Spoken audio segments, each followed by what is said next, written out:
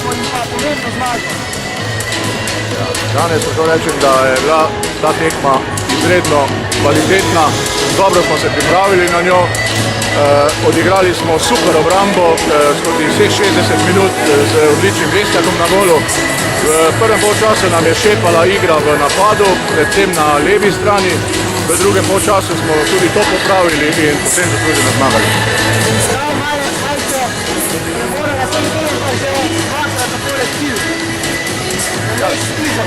Ja, zdaj nas čaka še sredo Izola, katero moramo premagati, potem pa 2 tekmi s Kilom, kjer bomo pač poskušali nuditi vrhunskemu nasprotniku čim boljši odpor.